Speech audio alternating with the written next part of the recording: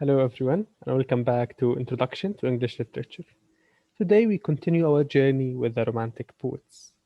Last time, we started with the pre Romantic poet William Blake, whom I do love so much, and then with the co founder of the Romantic School, English Romantic School, of course, our friend William Wordsworth. Today, we continue with his friend Samuel Coleridge, and then we move to the new generation of Romantic poets, starting with Keats and then Lord Byron. So next time, inshallah, we finish with the Romantics, with the uh, with the Shelleys. We'll have Mary Shelley and her husband, uh, Percy Shelley, and then we might also go with another pre-Victorian, post-Romantic novelist, Jane Austen. Uh, but for today, we continue with the Romantic poets. But before we start, let me ask you this question again. What is Romanticism? Last time I asked you what does the word romantic indicate? Now I'm asking you what does Romanticism mean? Now Romanticism is a movement that is not exclusive for poetry and of course not only for English poetry. Now in England, yes, we know Romanticism um, always is always connected to Wordsworth, to Coleridge, to Keats, to Shelley, to these great guys.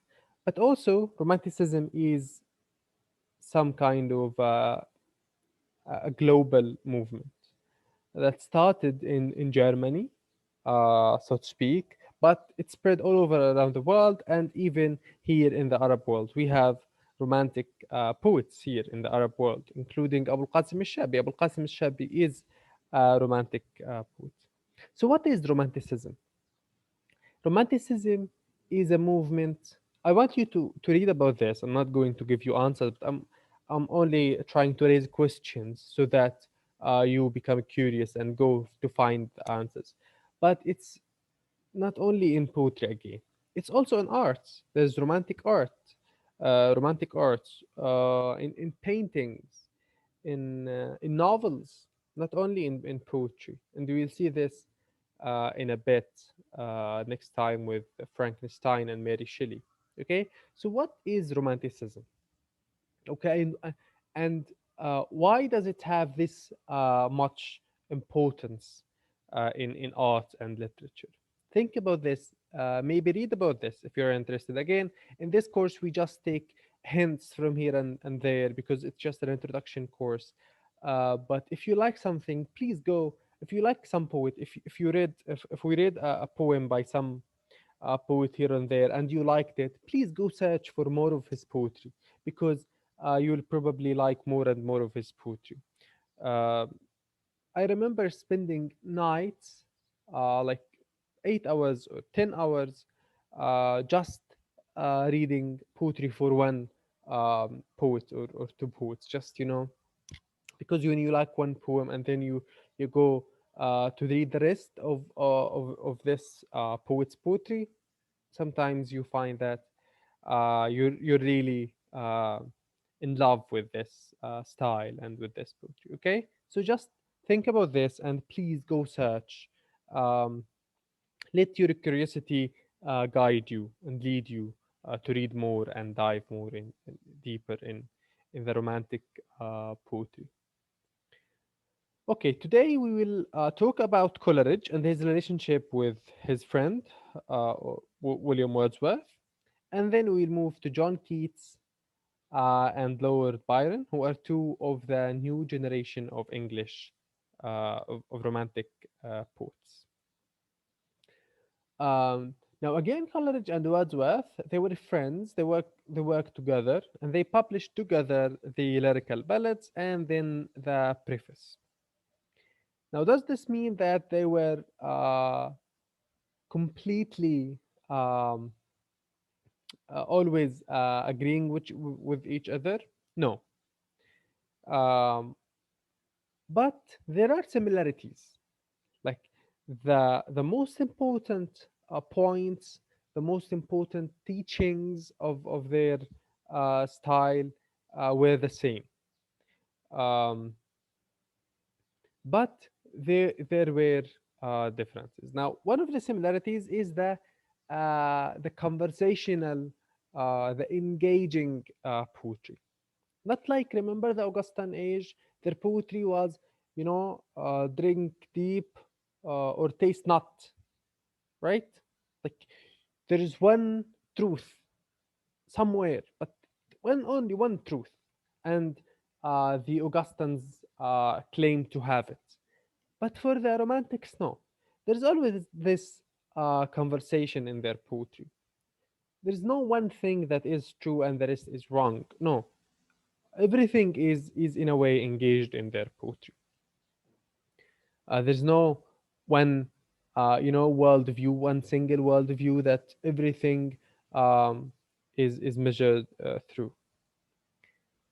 However, even though they were similar in these main aspects, but they were different, Wordsworth and Coleridge, because Wordsworth poetry was more into simplicity, like too much simplicity in a way. He focused on the simple, common stuff, the daffodil, the girl, um, very simple day to day world, the common life, and the common language. But Coleridge's poetry was more creative in a way, more extraordinary, more fantastic, supernatural. Not just a flower in the garden, not just a little girl here or there in the woods. No, there are, and as we will see today, there are more creative, supernatural elements in his poetry.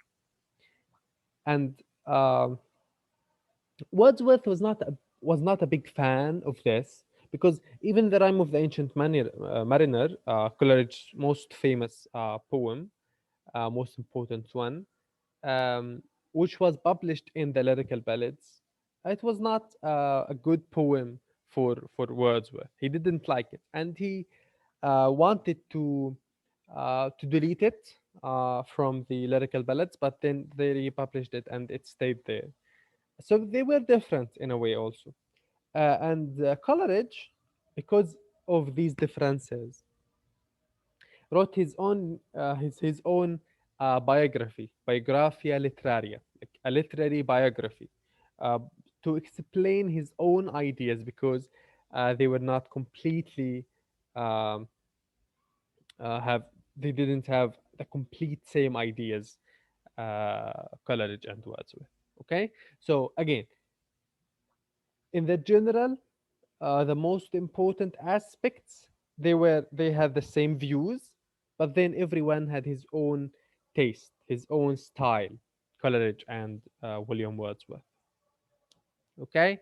uh, Now, one important thing about William Coleridge is that most of his poetry, or a lot of his poetry, many poems, were not completed, were never they are called fragments. What's a fragment? You even studied fragments in, I hope, in academic writing. A fragment is an incomplete sentence in grammar, and a fragment in poetry is an incomplete poem, a poem that was not completed. um, Now, do you know opium?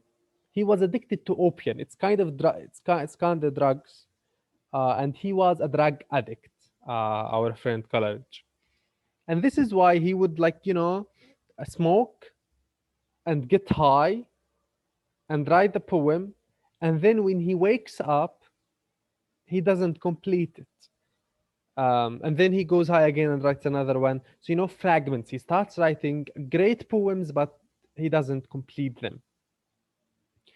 Now, the question is, if he did not smoke, if he was not an addict of opium, of opium, or any kind of drugs, um, could that mean that maybe he would have finished his poems?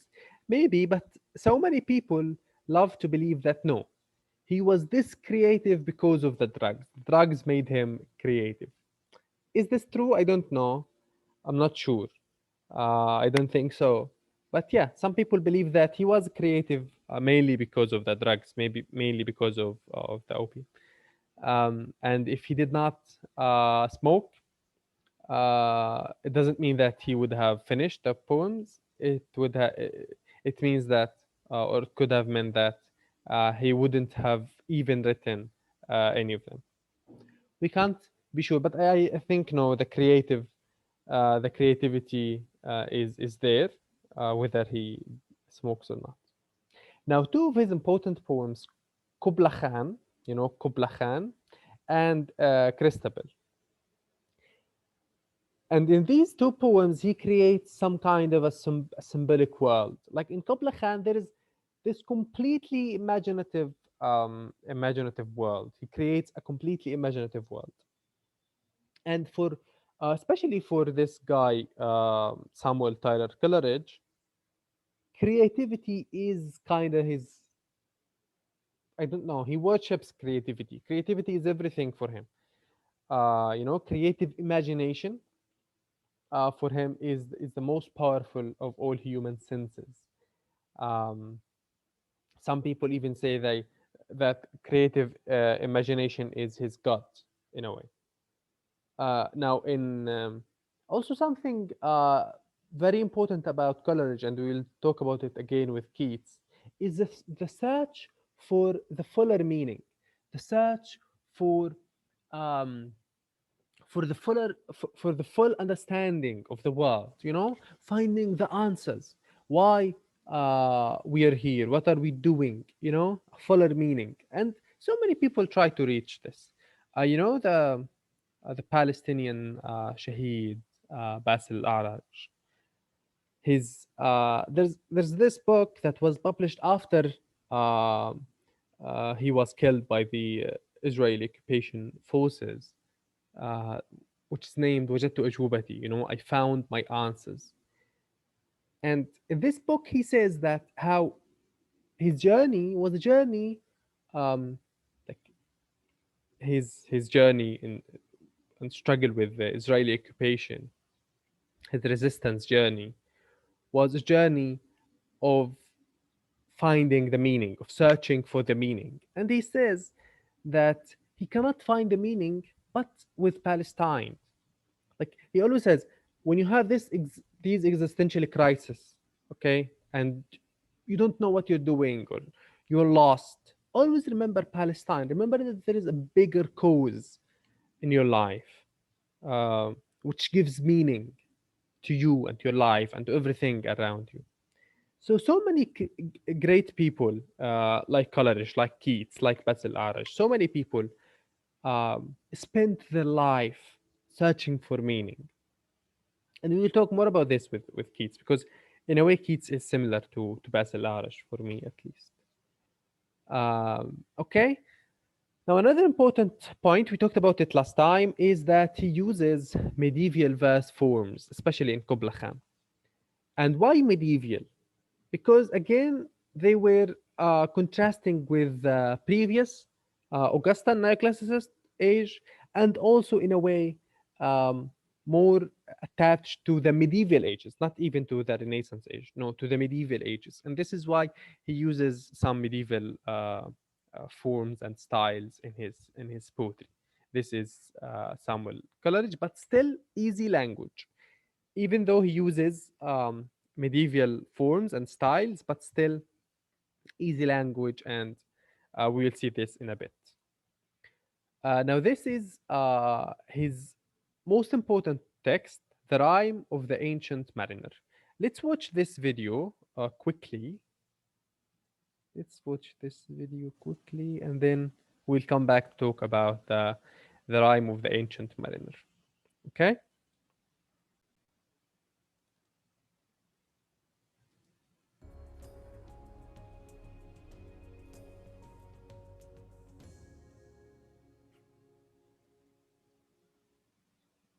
Samuel Taylor Coleridge's poem, The Rime of the Ancient Mariner, is split into 7 parts. In the introduction, the mariner stops a young man on his way to a wedding and tells the tale of an ocean voyage. In the rising action, his ship gets blown off course and ends up at the South Pole, trapped in ice. When an albatross flies by, its presence seems to break the ice surrounding the ship. The crew sails away with the albatross following. The mariner then shoots the albatross for absolutely no reason. Believing the bird had brought favorable winds, the crew becomes angry, but change their tune because then they believe the bird brought a thick fog. The ship sails into strange waters, and then the wind ceases. Driven mad by terrible thirst, the men hang the dead albatross around the mariner's neck. The mariner spies a strange ghostly ship piloted by death and life in death. The two figures roll dice to see who will take the mariner's soul. Life in death wins the game. Death takes the lives of the crew, leaving the mariner the only live person on the ship. The mariner has no food or water, but still he lives. He watches sea serpents swim in the water, blessing their presence. When the albatross breaks free from the mariner's neck, he is suddenly able to pray again. The mariner sleeps and wakes to find rain that he can drink. As the storm approaches, the ship sails on without any wind to propel it. In the climax of the poem, the bodies of the men are taken over by angels. The dead crew members help sail the ship. The ship is tossed about, and the mariner falls into a swoon, where he hears two voices talking about him and the penance he must pay. The crew members continue to sail the ship until it appears in the mariner's home harbor. Then, the spirits inhabiting the bodies leave, and the crew members collapse, dead. A pilot, his son, and a hermit approach the ship. In the falling action, a whirlpool sinks the mariner's ship, but the mariner is hauled aboard the pilot's boat. The mariner tells the hermit his tale, and he feels better. The mariner tells the wedding guest that the need to tell his tale grows inside him and that he must find someone to tell it to, or the pain becomes unbearable. In the resolution, the wedding guest goes home to ponder what the mariner told him.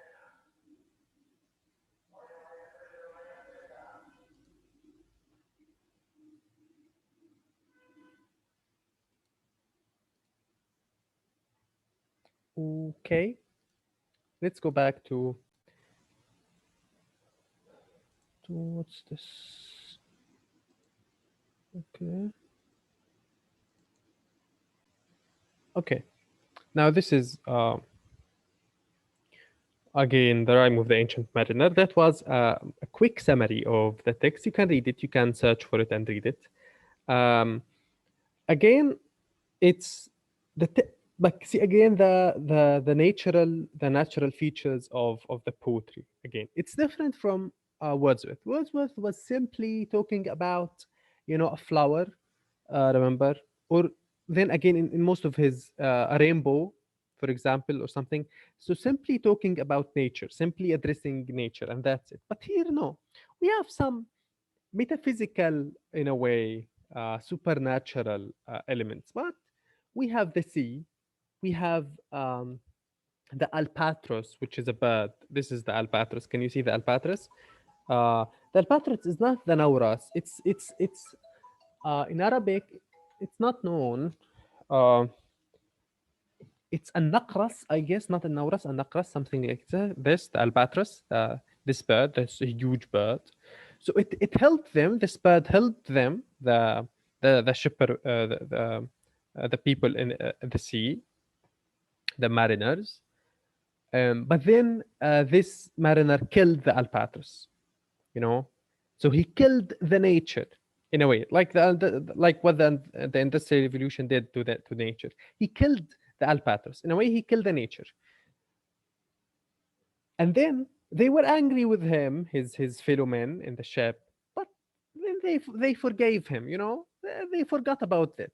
They didn't punish him. They didn't kick him out of the ship. The his fellow madness. So nature took revenge. The sea went crazy, and then no, the sun disappeared. The sea became still. Doesn't move, and the wind stopped. So they couldn't move because there is no waves, no wind, nothing. So So they stayed on their place, the mariners. And then there's no water because the water finished, and they couldn't drink the water from the ocean because it cannot be drinked. Uh, so they died, all of them, but him. So nature kept him alive to make him see the death of his fellow men, and even to wish death and not find it. This ancient mariner. And later he finds he start like and then before they died, um, they made him put the albatross around his neck, and we'll talk about this in a bit. It became an idiom in English language. uh, okay, and then they died, and then later he couldn't die. He wished to die, but he couldn't find death until he started to appreciate little things. He started to appreciate nature. At first he killed an albatross. Why? Because why not? You kill a bird, that's it. And so many people do this. They treat nature, they treat animals, plants in this way. It's not important. Please don't do this. Yes, nature won't react the same way because in reality, it's not like in fiction, but still, it's horrible. And there are other things because uh, when you mistreat nature, uh, when you burn things, when you kill animals, we have um, then bad consequences like the global warming, like so many other bad consequences with the environment because of what we humans do to the environment. Okay, and then later again, when he started to appreciate nature, when he started to appreciate the little things, when he started to be more um romantic, uh, everything.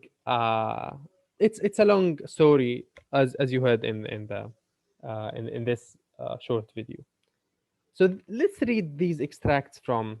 Uh, but again, I'm focusing on how on the elements of the nature in his poetry. Yes, there is this supernatural elements, but also there is nature uh, in his poetry, and these are the romantic poets. Day after day, day after day. See, simple language. We stuck, nor breath, nor motion, as idle as a painted ship upon a painted ocean. Ah, okay. Can you see the rhyme scheme? It's weird in a way. A, B, C, B, right? A, B, C, B, right? Uh, but then water, water everywhere, and all the boats that shrink, water, water everywhere, nor any drop to drink. This is part of his of the poem. What's he saying? Day after day, day after day, it's still the same. We stuck, no breath, no motion. There's no motion, no winds, no nothing. Yeah, so we're stuck as idle. So here there is a simile again because we have as idle as a painted ship. See the beautiful image here, as if the ship is painted upon like not even the ship is painted, but even the sea is painted because it's very still, it doesn't move. So it's like a painting in a way.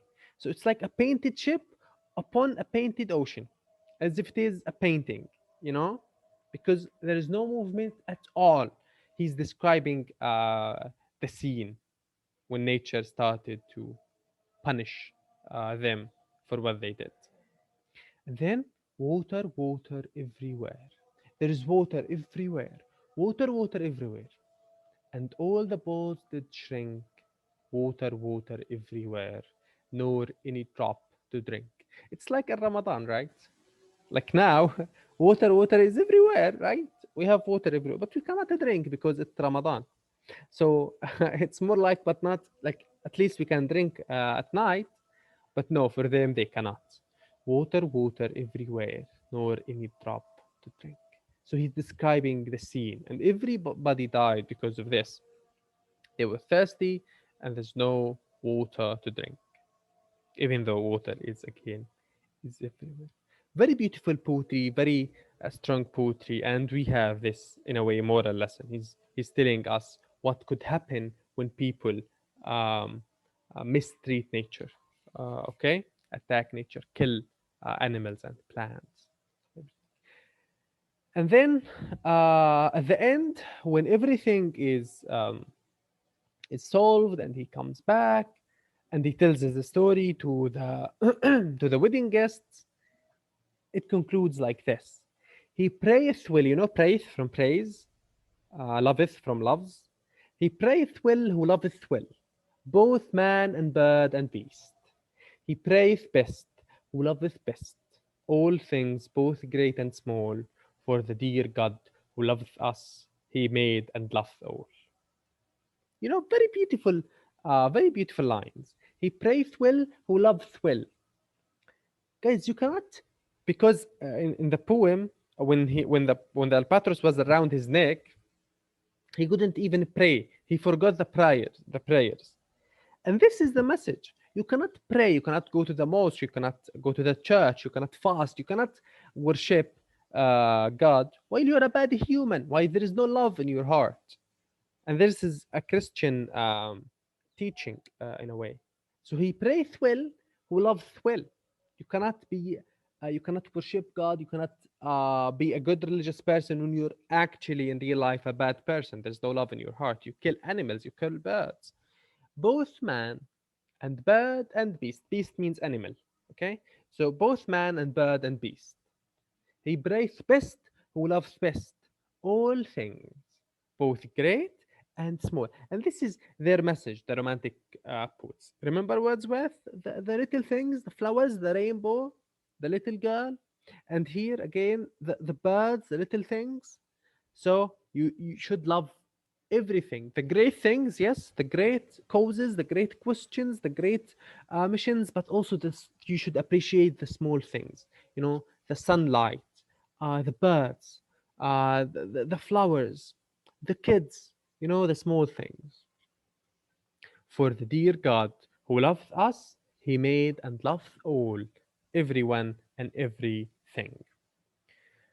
And this is the rhyme of the ancient mariner by William Wood. Please read more, read it, the whole poem, and read about it, and read about Samuel Coleridge. Now, there's something that Samuel Coleridge coined a term, which is the suspension of disbelief, or the willing suspension of disbelief. Some people call it the suspension of belief. It's the same, when you suspend, you prevent, you stop your disbelief, which means you stop your belief. You stop believing in things, or actually, you stop disbelieving them. What does this mean? When you read poetry, when you read even literature, sorry, novels and plays and whatever fictional thing, when you read it, there are things that are not logical, but you should stop disbelieving them, because this is literature. It's not completely a reality, but in a way. So in this poem, The Rime of the Ancient Mariner, uh, it's not realistic. Nature won't attack you in this way, this intentional way. The And then there are more supernatural things that happen in the poem. The dead sailors rise again and help him sail the ship. Things that cannot happen. But you should suspend your disbelief in these things, because there is a message here, right? Even though there are these fictional elements, but there's a realistic message. So, isn't the Rime of the Ancient Mariner a realistic poem? Isn't it about reality? Yes, yes, I think yes, I believe yes. It is about reality, even though there are supernatural elements, but it is about reality in a way. There's something called magical realism, you know, magical realism. You can read about this. This is a complete genre in English, magical realism. Uh, where yes, there are magical features, like in Harry Potter, uh, you have magic, witches and charms and everything. But isn't Harry Potter in a way realistic? I believe yes, it is realistic, even though there are things, but we should suspend our disbelief in them, because the whole message, the whole theme, the whole motif is true, is realistic. Talking about friendship, the battle between evil and good, about parents, about racism in Harry Potter, so many things. And here again, treating nature and how, which is true, when you mistreat nature, when you don't take care of nature, when you do to the nature like humans do, there are bad consequences at the end of the day, like global warming again. Like when you when the water gets toxic and it's no longer drinkable. Okay, so yes, there are again some fictional stuff that are supernatural that cannot be understood, but there are we should, as Coleridge asked us, we should suspend our disbelief. Okay, this also happens in movies. In movies, uh, when they would like the characters in the movie would go uh, I don't know, to a plane or to the train or to the bus, okay? But we don't see them buy the tickets. How could this happen?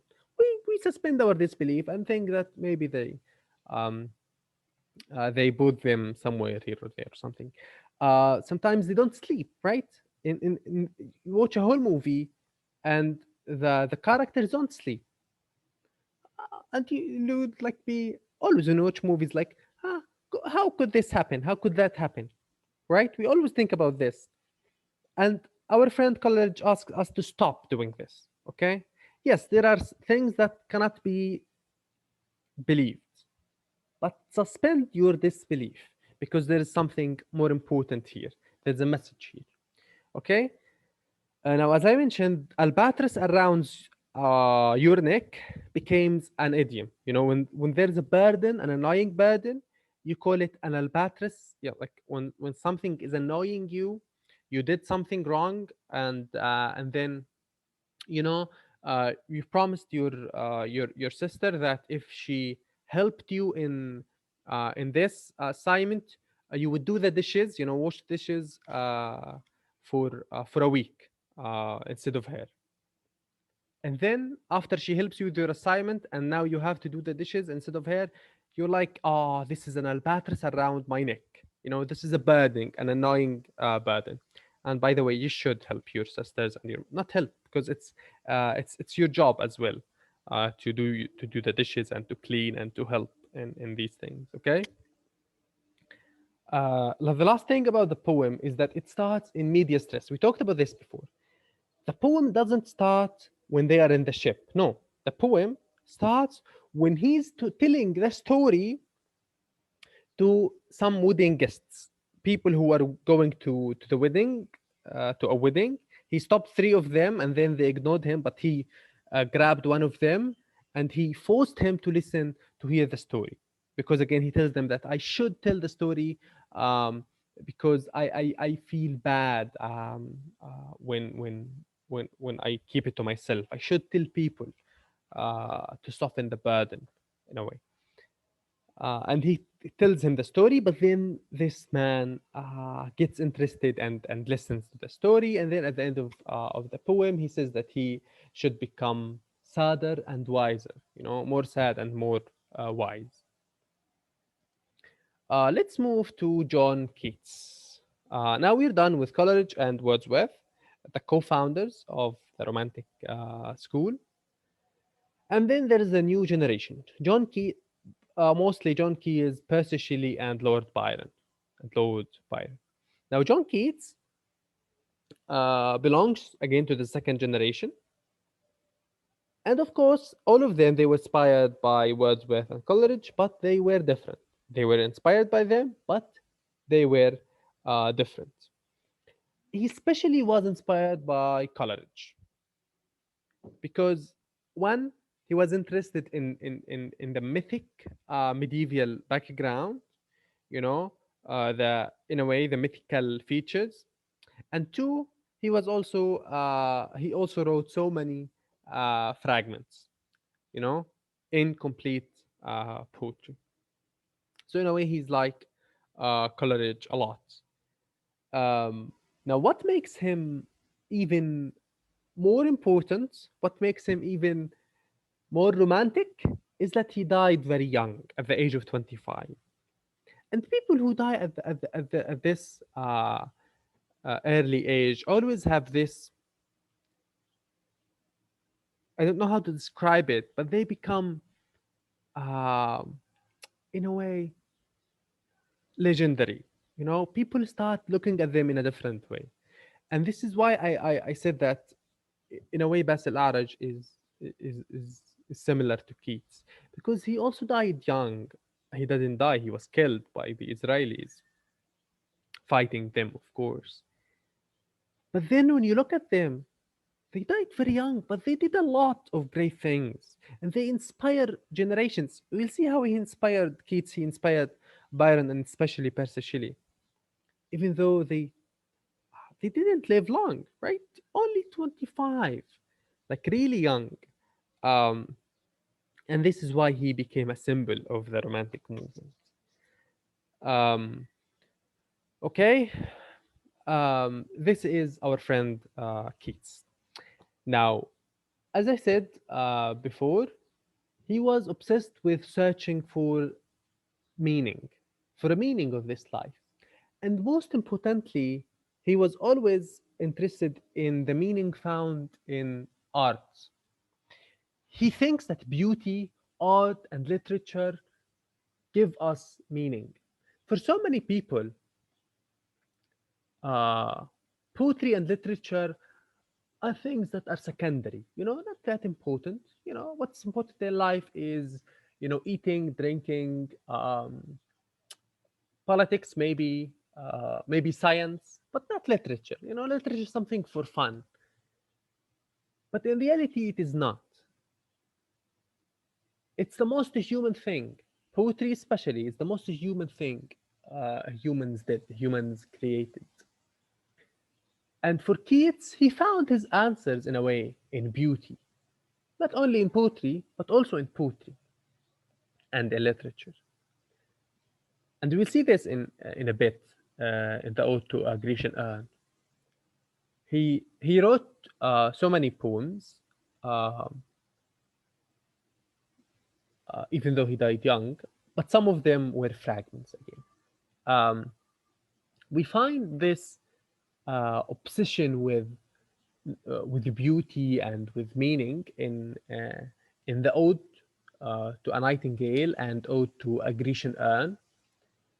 These two poems, very you will I guess, I hope, I wish you learn both of them, but at least Ode to a Nightingale in the Romantic Poetry course in the third year.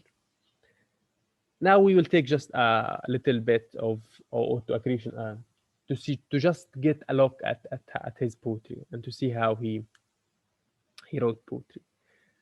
Um,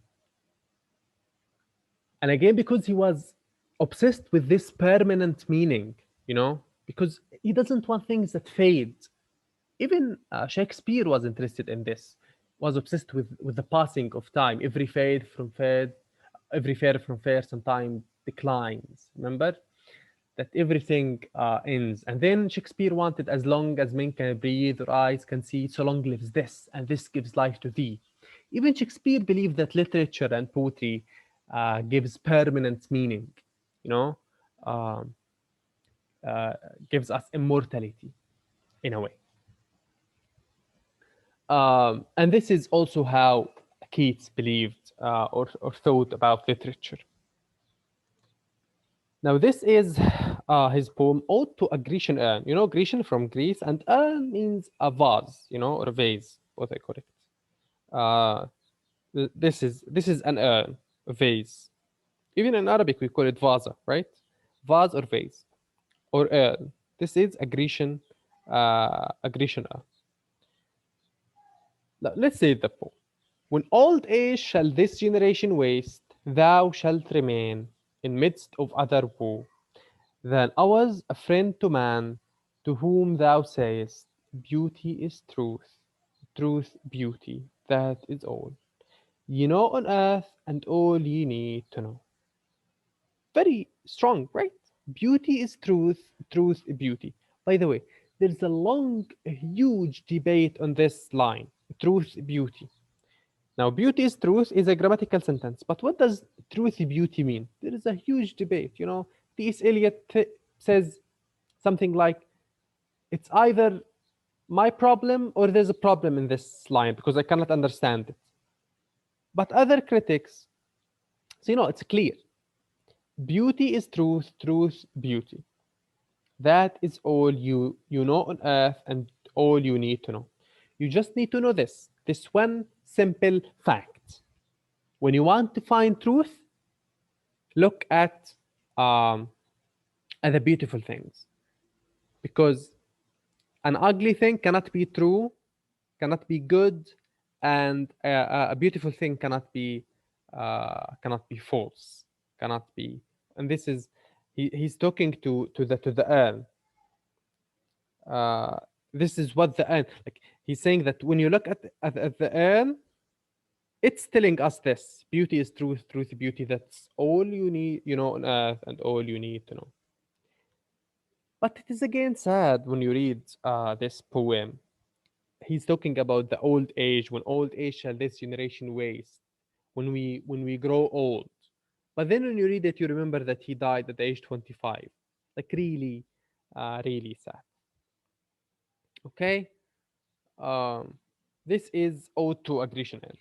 Now, he died young because he was sick. He died. He was ill, and then he died. And at his last days, when he knew that death is coming, but and now you realize, when death approaches, you realize that nothing really lasts. Everything is immortal, ends in a way. He wrote this. Um, uh, he wrote this poem, "This Living Hand." But before we do it, let's talk about this quickly. To Autumn, this is one of his also important poems, where he again he contrasts between beauty and ugliness, life and death, where nature is dying. Okay, everything is, but at the end, uh, he stresses how beauty makes everything last. So there's a contrast. Everything is dying, but at the end there's a solution. Beauty cannot die. Beauty makes things immortal. And this is why he symbolizes the romantic movement. He contrasts between life and death, incompleteness and completeness, immortality and mortality. Uh, Now, this again fragment. It's not. It's an incomplete poem of, I don't know, 8 lines or 7.5 maybe, of free verse. Again, he wrote when he started to feel weak at his deathbed. This living hand, now warm and capable of earnest grasping, would, like, of earnest grasping. Not sure if he's grasping the life, the world, or grasping his girlfriend. Uh, the living hand, now warm and capable of earnest grasping, would, if it were cold. What does it mean if it were cold? The hand were cold means uh, if it was dead, right? If it were cold, and in the icy silence of the tomb, so haunt thy days and chill thy dreaming nights. He's telling us, he's talking to us, your days, right? Thy days. So haunt thy days and chill thy dreaming nights. My hand, when I die, will haunt your days and chill your dreaming nights. That thou would wish thine own heart dry of blood. You would wish that your own heart would stop, um, and would be dry of blood. That you wish you were dead. So in my veins red life might stream again. You would wish that you would be dead and you'd give your life to me. And thou, be conscience calmed, then he strikes us. He's talking to us. See, here it is. I hold it towards you. When you first read this poem, as if he's talking to you, right? Like you feel like you can imagine his hand getting out of the computer or out of the laptop or out of the mobile or out of the book and and reaching towards you, right? And again, he's talking about immortality, how everything is immortal. Now, yes, my hand is warm and capable of grasping, but then it will be cold, right? It will be in the grave. And you would wish that you would be, because when someone you love dies, you wish, right? Sometimes that you would die and give your life to them. Okay? Um, so this is very frightening in a way, very weird poem by Keats. This is a fragment, guys.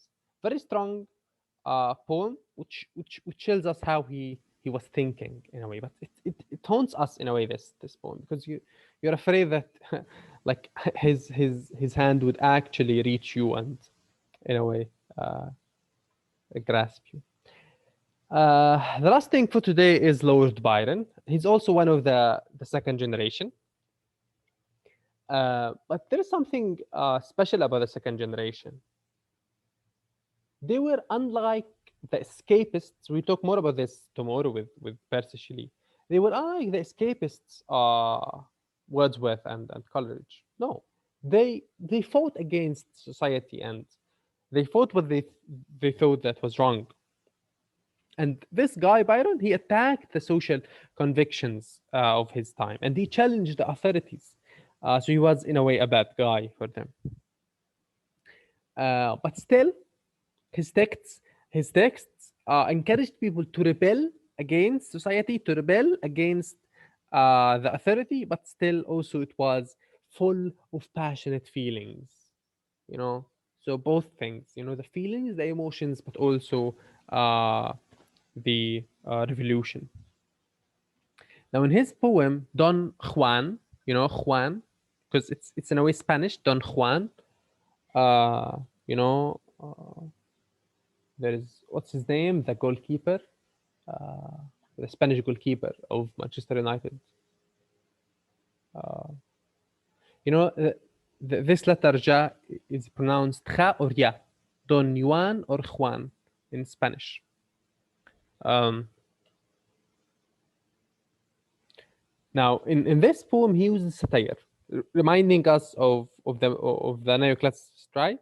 He uses satire and comedy to mock, to make fun, to criticize the society, the values of society, you know, and also to involve readers. Because you know, when you make fun of something, when you use comedy, when you make jokes, in a way, you make fun of readers. And also, you talk about metafiction. Uh, we already discussed metafiction before, right? What's the metafiction? Metafiction is fiction about fiction. We will see now. Let's see. This is Don Juan. Let's read the first stanza. He poured upon the leaves and on the flowers, and heard a voice in all the winds. And then he thought of wood nymphs and immortal powers, and how the goddesses came down to men. Can you read the first two sentences? What he's talking about flowers, the winds, the leaves. This is Wordsworth, right? And then see the second two lines. He thought of you know what's an nymph? I guess we talked about the nymph before in when we talked about John Milton. A nymph is like in Arabic we call it huriya, something, a fictional creature, uh, immortal powers, the goddesses coming down to earth. So again, these are supernatural elements. So we have here the two lines. We have Wordsworth, and in the second, in the third, and the fourth line we have Coleridge, right? And this is why I'm calling it metafiction, because this poem is about other poems, and this fiction about fiction, poetry about poetry. What is he doing? He's making fun of them. Because, let's see, he poured upon the leaves and on the flowers and heard a voice in the winds. And then, like, first he poured upon the leaves. He just gazed and gazed and little thought. But then he thought of wood nymphs and immortal powers and how the goddesses came down to earth. But while he was doing this, while he was doing what Wordsworth and Coleridge did, he missed the pathway. He forgot the hours. He missed the real life. And this is why they were escapists, unlike the second generation, who fought back. But those they missed the pathway. He forgot the hours, you know? He didn't feel the time. And when he looked upon his watch again, he found how much old time had been a winner. Nothing has changed. All time won because you didn't do anything. You just skipped gazing and looking and thinking about super uh, stuff that are not realistic, and you missed the real life.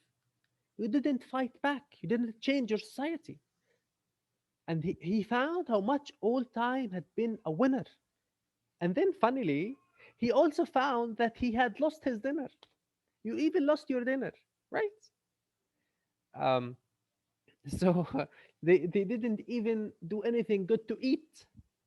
They just wrote about life and nature and supernatural stuff. But that's it. They didn't do anything good at the end of the day. This is why so many of us, the Gaza and the Palestinian students, we love Byron, we love Keats, we love Shelley, especially Shelley. He's very um, famous and popular around us. Why? Because they are like us. Yes, we appreciate nature, we appreciate the little things, but at the end of the day, there are things that are more important that we should fight back. We cannot keep looking at flowers and rainbows and yeah, they are good things, and we should not forget about them. We should always remember them and give them some time. The birds, the flowers, the nature, the little things, to keep ourselves sane. But at the end of the day, there are bigger things that we should change in this world. And this is what literature is for, and this is what poetry is for, to change. It's for so many things, to self-express, but also to change. And this is what Byron was trying to communicate. He's criticizing them. They were just focusing on gazing on flowers and leaves and thinking about supernatural stuff, and then they forgot about the real things. They didn't change the world, and then the old time, the old values won the battle. There's a pleasure in the pathless woods. This tells about his ideology, the way he thinks. You know, the pathless woods. You know, when you go to a wood and so many people walk, they make a path. But when there's a pathless woods, it means that it's very far, that like not a lot of people could reach. So there is a pleasure in the pathless woods. What does it mean? That the woods that people don't go to, solitude, loneliness in a way. There is a rapture on the lonely shore. There is society where none intrudes. This is the good society, where there is no people, so nobody would interrupt his relationship with nature, in the woods, in the shore. So he could do whatever he wants because society is annoying, right? Society it annoys us. You wear something, people don't like it, they criticize you, and they annoy you. You do something, you say something they don't like, even though it doesn't affect them, but still they would fight you um, and make a big deal out of it because society is sometimes annoying. So he's saying that there is society where none intrudes. This is the good society where it's only me and nature. Nobody intrudes and interrupts. By the deep sea and the music in its roar. Music in the roar of the sea. Is there a music? Sometimes you could find it annoying, but because it's only him and the sea, it's music. It's musical, the roar of the sea. And he's explaining, I love not man the less, but nature more. It's not because I hate people. It's not because I hate society, but because I love nature more. and see how the word nature is capitalized, nature, because in a way, nature has this significance in their poetry. Nature. It's like, you capitalize God, but also you capitalize nature. But it's not because I hate humans, not because I hate men, but because I love nature. So this is Don Juan, and this is our friend Byron. Thank you for listening for today. I hope you enjoyed this lecture. I really enjoyed it. I enjoyed preparing for it. I enjoyed teaching it because I really love the Romantics and I love their poetry because it changes our understanding of the whole world. At first, Wordsworth and Coleridge, they reminded us of nature, of nature, appreciating the little things here and there. And this is something that we forget. But again, Byron and next time Shelley and today Keats, they also reminded us that no, it's not only about nature and the little things, but also there are great things that we should focus on, changing the society, um, and fighting the occupation here in Palestine. Okay? So my question for today for the discussion: how can the romantic and the fantastic be realistic?